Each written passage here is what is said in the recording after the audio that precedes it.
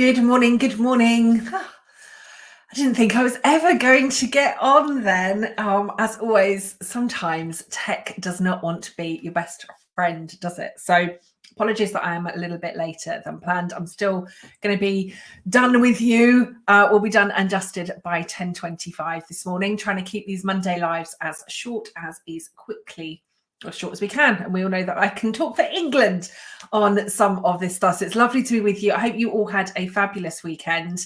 We had no kids this weekend, which was lovely. We treated ourselves out for dinner yesterday with my brother-in-law and sister-in-law. Lovely weekend. And my partner was working pretty much all of Saturday. So I've just had a beautiful, beautiful chilled weekend. So I hope you are all okay. Today, I'm going to talk to you a little bit. I want to kind of dig into some of this Neuroscience 101. So I've got a prop. This is our lovely brain. We're going to talk through a little bit of this morning. I suppose before we get into that, if you are there and you are watching, I think we're on Facebook, we're on LinkedIn, we're on YouTube. I can see some of the comments coming through from some of the platforms. So good morning, good morning.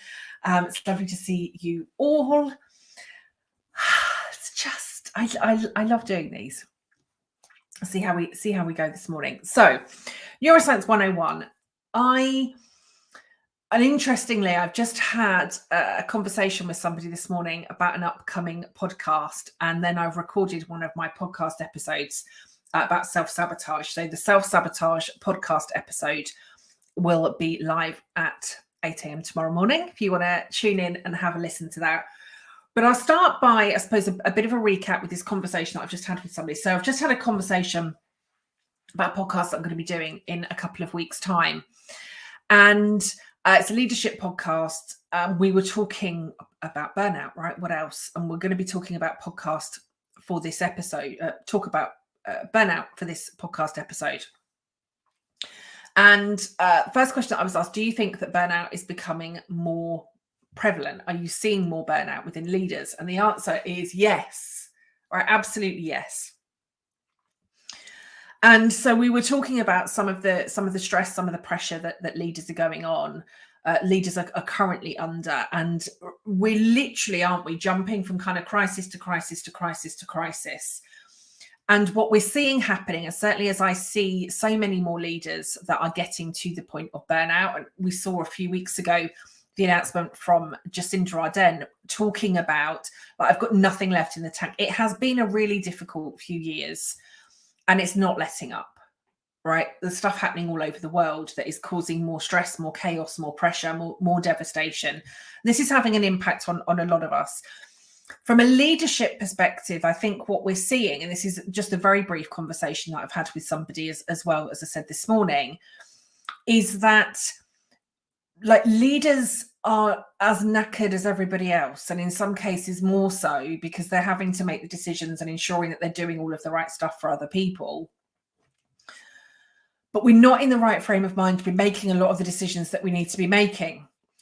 Ideally, what we need to happen is we need to like take this collective breath and this collective pause, and in the pause, look at what it is that we need to change and how we're going to be creating some of these changes. Instead of doing that, what we're doing is thinking that we have to keep pushing harder, hustling harder, working harder, making all of these changes, pushing, right? Because we have been told and we have been taught that with the push comes all of this success. And yet we know from the research and what all of the science is telling us that when we take more breaks, even if we look at it from an individual perspective, right? We can take this forward within our organizations. But if we look at it from an individual perspective, as individuals, we are more effective when we take more breaks. Because in those breaks, we're giving our brains time to recharge. We're giving our brains the ability to do what they do best, certainly the intellectual part of our mind, which is find the solutions. We find that in the pause, in the breaks, right? How many of you are like, oh, I have my best ideas in the shower? Because all you're thinking about in the shower It's nothing, right? You just stood there having a quick wash. And then it's like, oh, like that's the decision that I was looking for. How many of you like come up with decisions as you sat on the loo?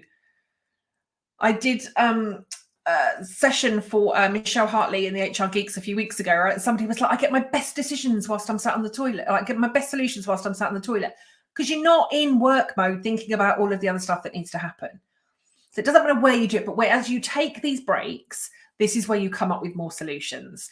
And I do think we are at this crux point. Those of you as leaders within your organizations that are prepared and willing and courageous enough to say, let's take a collective breath, let's pause, let's regather our thoughts, and now let's look at what we need to do next, will be the ones that are more sustainable, either as individual leaders or as organizations. Those of you that are continuing to push, thinking you've got to fight harder, hustle harder, work harder, do all of this stuff, as leaders, you are going to push yourselves to the point of burnout. And as as organizations, you are going to be creating issues within your organizations. We cannot continue to run in this fight or flight mode for long before something catches up with us. We will get to the point of exhaustion. If we think about, again, from a primitive perspective, right? When we're in the jungle and we're having to keep ourselves alive from all of these wild animals, we want to keep fighting, right? We're not stopping and having a picnic in the middle of it, thinking that everything's going to be okay. And that's what we're in at the moment. We're in this constant fight or flight. But in order to then think logically about what do we need to do to survive, in order to do that, we need to pause and gather our thoughts. Otherwise, we're just constantly run. And that's the point that we're at the moment. So as we see more leaders getting to the point of burnout, as we see entire professions getting to the point of burnout, it is because we're constantly in this fight or flight mode. So in comes my little brain here. I'm going to quickly run through this with you and then just quickly talk about how you can create some of these patterns. I've got a really itchy tip of my nose this morning, which is not good. So this is our brain, okay? This part here is our prefrontal cortex, right? This is the part that you know as you. So it's the part that I'm using to interact with you this morning. It's the part that you're using to interact with me. It's the part that we use within our interactions with everybody, right? This is us, how we interact with the world and those around us. And this part here is attached to this intellectual part of the brain here, okay? And the intellectual part of our brain is where we find all of our answers. And the intellectual part comes up with positive responses, right? It comes up with positive answers and responses. It thinks positively. It can see the positive outcomes. It can see the possibilities and everything that we want to be creating in this intellectual part of our brain. So ideally, this is where we need to be staying, right? In the intellectual part, so that we can then more effectively interact with the world around us. However, what happens as our stress levels start to rise is we move from the intellectual part of our brain into this primitive part of our brain. And in here, we've got our hypothalamus that produces, let me make sure I'm in the right place, the hypothalamus, which produces our chemical reactions, the fight, flight, or fight response, which comes from our amygdala, and then the hippocampus, which is our patterns and behaviors. At the moment, this is where a lot of us are sat. We're sat in this primitive part of our brain. We're in constant fight, flight, freeze mode. All of these hormones, good, bad, and indifferent, all of these chemicals, particularly the stress chemicals, are what's keeping us going, right? All of this adrenaline in absolute overload. Got to keep going, got to keep going, got to keep going, got to keep going. Because we're in this fight or flight mode. And we find ourselves in old patterns and behaviors.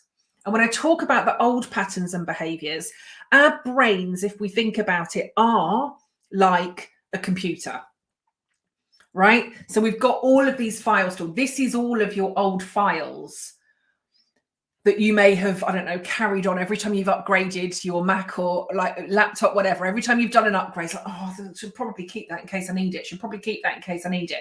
You're not using any of them, but we want to keep some of that stuff, right? How many of you have still got files from jobs that you did 20 years ago, just in case it comes in handy? How many of you have got filing cabinets still full of paper of stuff, just in case you need it one day, in case it comes in handy?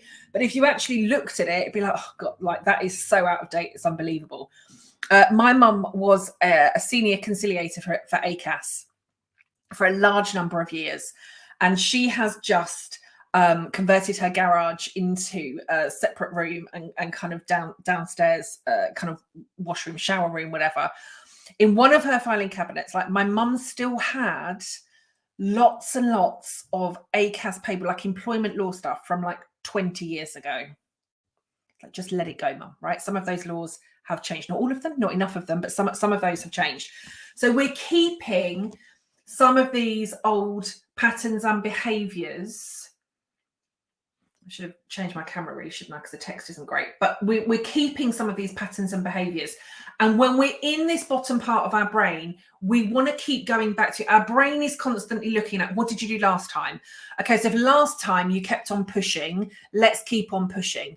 If last time you kept running from what the issue was and that kept you safe, let's keep on running. If last time you dug your head in the sand and pretended that everything was okay until it all went away, if that worked for you, let's do that again.